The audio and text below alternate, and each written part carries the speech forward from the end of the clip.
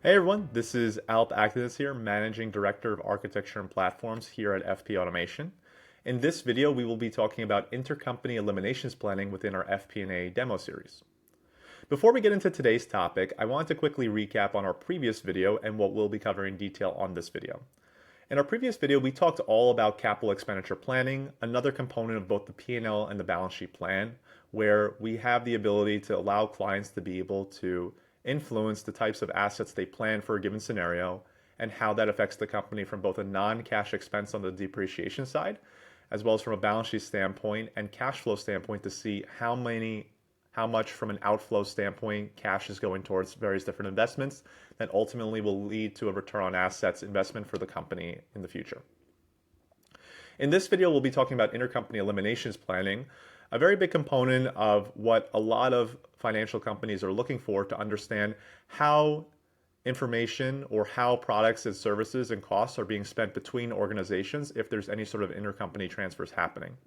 This will allow a company to truly see from a P&L standpoint what information is related to allocations between different intercompany transactions, as well as what the true P&L impact is if we are not accounting for these different intercompany transactions.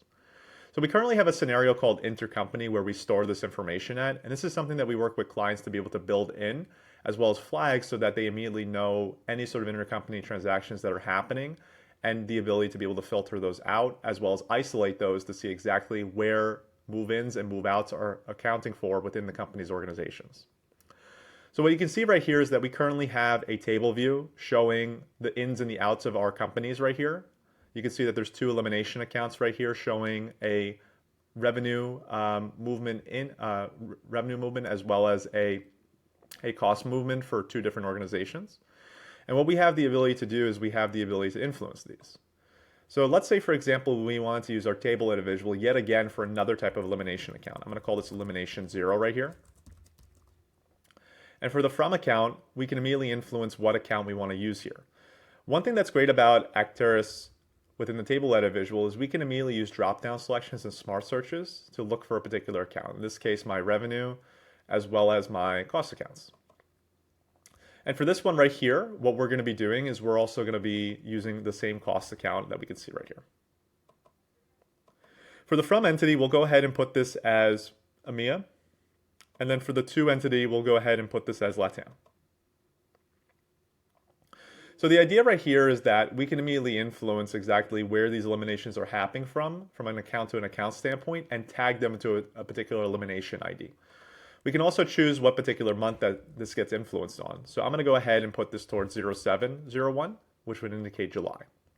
And then from here, we're essentially inputting in the values in place. So let's assume that's 50,000 here, and then negative 50,000 here. When we hit save, this ultimately will save back to our centralized data warehouse. And within Fabric, we'll immediately see within real time this information pop up. Now, ultimately, everything should zero out on here. But the idea is that we can see the inner movements of exactly what numbers are looking like. The idea behind this now is that you'll have a scenario to control exactly what is related to intercompany movements, and you can immediately see from a data structure perspective where money is moving in from and where money is moving out from, allowing you to understand what sort of allocations are happening within your organization here. So this both can apply to not only your organization from an intercompany elimination standpoint, but also from an allocation standpoint if numbers need to be allocated for a fully baked in P&L for department planning. This might be, for example, taking shared services like corporate costs and then moving them across the organization to different departments to see what the true all-in profit and loss statement looks like for the organization, to see what departments are and are not profitable. And that could be, in this case, particularly profit centers that are revenue generating. So I hope you enjoyed this series right here. Again, this is giving you another taste of flexibility within Acterys, allowing you to truly see how much of your expenses and revenue is allocation driven or intercompany driven versus what is truly driven from outside of the business, coming from costs as well as revenue that are coming from customers as well as vendors that you have within the organization. So thank you very much, guys. And this is Alp signing out. We'll see you in the next video where we will be talking all about FX conversions.